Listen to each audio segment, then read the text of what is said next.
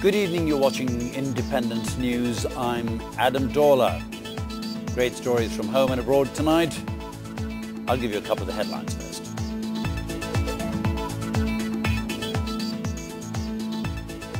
A Dhaka court has fixed the 24th of January for a hearing on charge framing in the Zia Orphanage Trust graft case.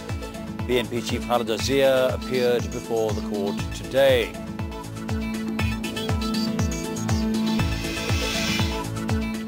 Destiny Group President Harun al-Rashid, Managing Director Rafiqul Amin and Chairman Mohammed Hussain have been sent to jail in two money laundering cases.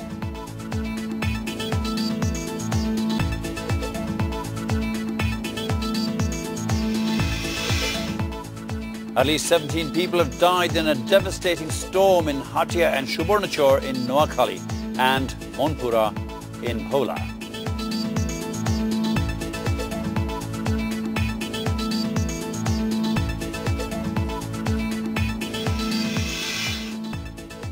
Our first item tonight is from the capital city. A Dhaka court has fixed the 24th of January for hearing on charge framing in the Zia Orphanage Trust graft case. Justice Mohammed Muzammil Hussain of the Special Judges Court 3 passed the order today. Opposition Chief Khaleda Zia appeared at court during the hearing. Earlier, the court had fixed the 13th of September, namely today, for hearing on the case following a petition by Khaleda Zia's lawyers. The hearing on the case has been adjourned several times because Khaleda Zia, an accused in the case, was unable to appear before court. More than 100 lawyers, including Mahbub Hussain, Mahbubuddin Kokon and Gholam Mustafa, represented Khaleda Zia in the proceedings. Strict security measures were taken at the court premises today on the occasion of the opposition chief's presence. 600 RAB and police personnel searched every person entering the court since morning. A Dhaka court has sent three high-ranking officers of the Destiny Group, including its president, retired Lieutenant General M. Harun al-Rashid, to jail in two money laundering cases. The two other Destiny officials are Managing Director Rafiqul Amin and Chairman Mohammed Hussain. Judge Mohammed Zahidul Haq of the Dhaka Senior Special Judges Court passed the order after rejecting their bail petitions. Earlier in the day, the Destiny officers had surrendered to court and applied for bail. Meanwhile, the Anti-Corruption Commission filed applications at court for a 20-day remand of the Destiny officers. Earlier, on the 27th of September, the court had cancelled bail for 22 Destiny Group officers, including the three just mentioned, and ordered them to surrender before the lower court. The anti-graft watchdog had sued 22 Destiny officers on the 31st of July for laundering 35 billion taka by cheating investors.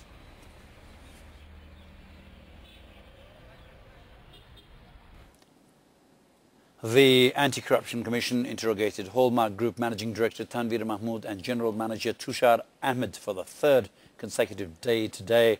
The ACC team has been interrogating the two Hallmark officers in cases filed for graft, fraud and embezzlement of money. Shan Ali Bank filed cases against Tanveer and Tushar on charges of embezzling money. Earlier on the 7th of October, the Rapid Action Battalion arrested Tanveer Mahmood and Tushar Ahmed from the capital's Mirpur area.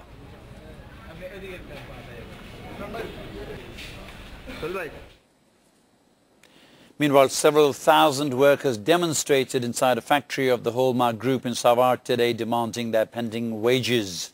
Agitating workers postponed their demonstration after authorities closed the factory later in the day. However, additional police have been deployed at the factory to maintain law and order. Workers say that Hallmark has not paid last month's salaries.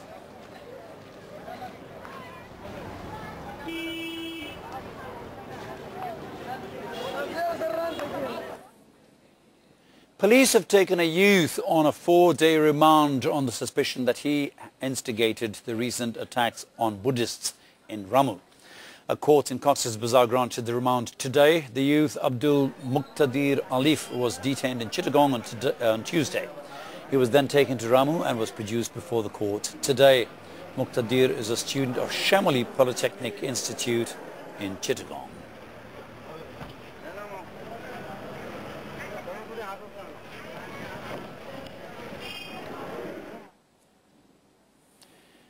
Prime Minister Sheikh Hasina has criticised opposition leader Khaleda Zia for her comments over the Ramu violence. Hasina alleges that the BNP chief is falsely blaming the government for the attacks on the Buddhist community in Ramu. The Prime Minister made the comments at a meeting with Awami League leaders of Rajbari district at Gonobobon in the capital today. At a meeting, Prime Minister Sheikh Hasina said that the Awami League has always believed in secular politics. She claimed that communal violence is very much a part of BNP politics. They are experts at talking. Even she is an expert at telling lies. Now she says that no one should be blamed without getting the facts. I want to ask why she blamed the Awami League just after the incident. Hasina said that the BNP Jamaat alliance attacked minority communities after coming to power in 2001. She reiterated that the BNP leader in Ramu instigated the communal violence. The Prime Minister asserted that the perpetrators will be brought to justice. How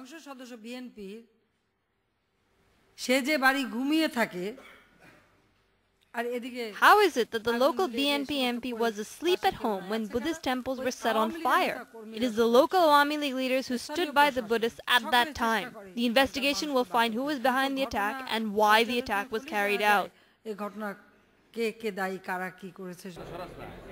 Hasina also urged party leaders and activists to remain alert against conspiracies that aim to destroy the Awami League.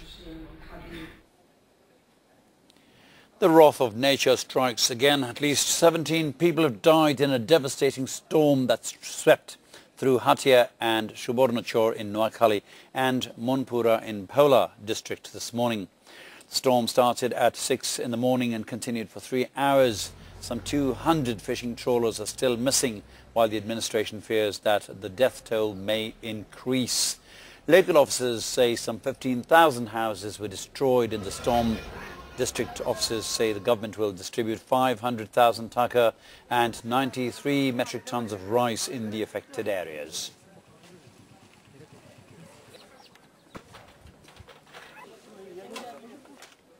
Meanwhile, the Deputy Director of the Meteorological Department, Mohammed Shah Alam, says that the maritime ports of Chittagong, Cox's Bazar and Mongla have been advised to keep local cautionary signal number 3 hoisted. He added, however, that there is no possibility of any cyclone hitting the country in the upcoming months.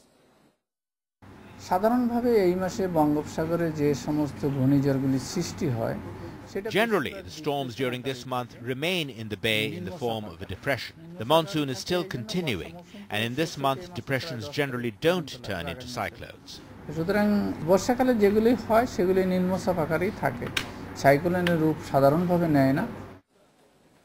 U.S. Ambassador to Bangladesh, Dan Mozena, announced today his country's interest in exploring Bangladesh's shale gas reserves. He also said that the U.S. is interested in the coal development of the country. The ambassador said the U.S. government will provide $200 million in aid to Bangladesh in the 2012 fiscal year. He made the announcement at a press conference in the capital. According to Petrobangla's assessment, the country has 2 to 2.5 billion tons in coal reserves. Some of this is being mined at the Dinajpur Barapukuria site. Only 2,500 tons are extracted daily. The government has not been able to mine elsewhere. The residents of Fulbari have no intention of allowing further coal mining on their land. But Washington has said the U.S. is interested in developing coal. At today's press conference, U.S. Ambassador to Bangladesh Dan Mozena spoke of his country's interest in coal. It also has an enormous reserve of the highest quality, low sulfur coal, the envy of everybody in the world, including my own country. Bangladesh perhaps could even export coal, export power. It's an enormous resource that remains to be tapped. Just announced. Mozena elaborated on the expertise the U.S. could offer in coal extraction. America could help with the development of that coal. We have the specialized equipment for that kind of coal production. Of course, that will take some decisions. So, yes, I see great potential for for partnership in the energy sector. The ambassador also announced the U.S. government's commitment to provide $200 million in assistance to Bangladesh for reducing poverty and for achieving sustainable development. The funds would be dispersed through USAID. The amount is $17 million more than that for the last year. We'll take a short break now. Let me give you a hint on a couple of the items coming up after this break. A probe report submitted against war crime suspects Chaudhry Moinuddin and Ashrafuzzaman Khan accuses the duo of killing 18 intellectuals in 1971.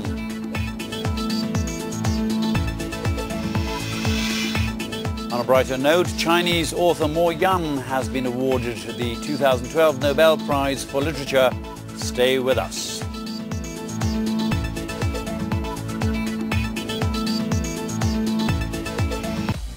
Welcome back. You're watching Independent News. Thank you for staying with us. The investigation agency of the International War Crimes Tribunal has submitted its probe reports to the prosecution on war crime suspects Chaudhry Moinuddin and Ashrafuzzaman Khan. The two were accused of killing 18 intellectuals between the 10th and the 15th of December in 1971. That's during the Liberation War. The probe report says that Chaudhry Moinuddin was in charge of operations in the Al-Badr force and that Ashrafuzzaman Khan was its chief executor. Moinuddin now lives in the UK while Ashrafuzzaman lives in the USA.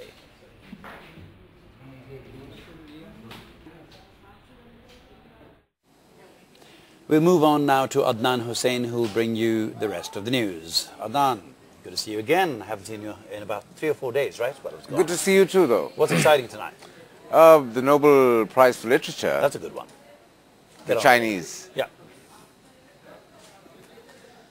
Many residents in the capital have complained about receiving exorbitant electricity bills. While electricity prices were raised by 15% effective from September, consumers allege that their latest bills have almost doubled. The Dhaka Power Distribution Company, or DPDS, says that this might be due to limitations of the software that is being used for billing. The DPDS, however, claims that the bills will decrease in some cases due to the introduction of new tariff slabs. Chandana Bhumik lives in Noyapolton. Her electricity bill was 637 taka in July and 790 taka last month. But after the rise in electricity prices took effect in September, her electricity bill doubled. I was surprised to see my electricity bill for this month. It's 1453 taka. The bill just cannot be that high. People have recently started receiving the electricity bills for September. Many of them were shocked to see the sharp increase in bills. I don't see any reason for such a sharp rise in the electricity bill. I don't even use a computer at home. The DPDC authorities say that due to some limitations in the software used for billing, electricity bills for September have included some days for August as well. The chief of the DPDC billing department, however, believes that the electricity bills are likely to decrease as new power tariffs have been introduced. There was no system to calculate bills for August and September separately. That's why we calculated electricity bills on the basis of the new rate. I did the calculation myself. The subscriber who used to pay 5,500 taka as electricity bills earlier will now have to pay around 4,100 taka in the new tariff slabs. The DPDC also encouraged consumers to contact the billing offices concerned if they find any abnormality in their power bills. Home Minister M.K. Alamgir has lamented the journalist leader's comments on the progress of Sagar Rooney murder case. The minister made his observation today after meeting with law enforcing agencies ahead of the upcoming Durga Puja and Eid al-Azha. At the meeting, the Home Minister directed law enforcing agencies to remain alert against people trying to release fake currency notes in the market. On the Ramu violence, M.K. Alamgir said that the situation is now under control. He added that all the perpetrators of the attacks will be identified. So far, police have arrested 208 people over the incident, including the person they consider to be the prime instigator of the violence.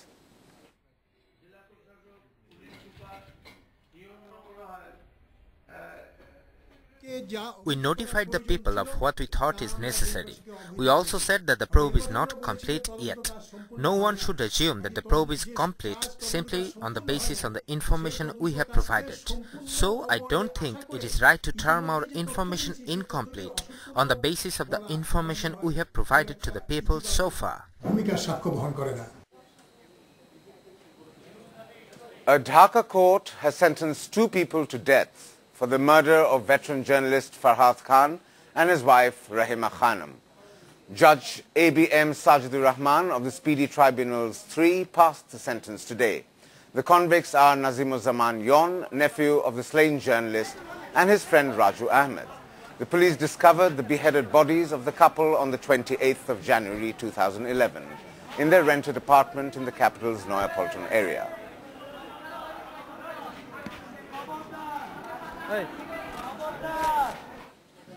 Communications Minister Obaidul Qadir has said that both mild and stringent measures will have to be taken to stop the harassment of bus passengers and to stop the overcharging of fares. The minister made the comment today while visiting the Mahakali bus terminal in the capital. The minister also said that there was minimal harassment of passengers last Eid, and it will be even less during the upcoming Eid.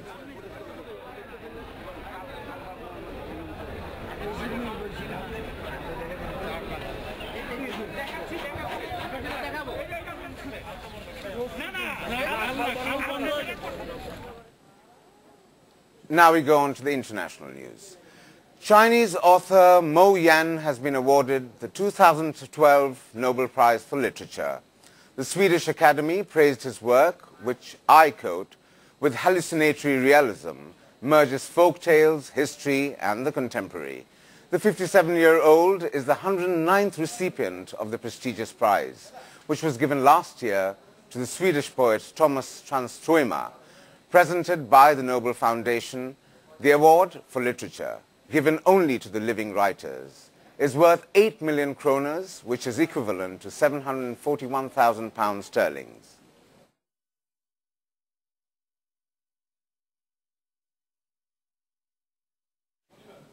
The 14-year-old Pakistani children rights activist Malala Yousafzai is to be transferred to a new military hospital with better facilities. Malala is recovering from the surgery after being shot by the Taliban on Tuesday in the northwestern Swat Valley. Pakistan officials have offered a 10 million rupees, equivalent to $105,000 reward for information leading to the arrest of the attackers of the prominent teenage right campaigner. The Taliban said they had shot her because she had promoted secularism, and they would target her again. Protests against the shooting have been held in several Pakistani cities. Malala Yousafzai was just 11 when she started writing a diary for BBC Urdu about life under the Taliban militants, who had taken control of the Swat Valley in 2007 and ordered girls' schools to close.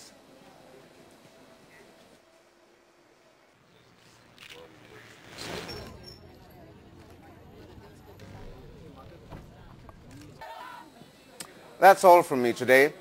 Anything that you would like to add, Adam? I'd love to, but I'm afraid we don't have the time anymore, so we'll have to finish right here. Absolutely. Well, thank you for watching us tonight. We'll be back, of course, at 8 o'clock tomorrow again. Hope you'll be with us then. Thank you very much, and good night from both of us. Good night.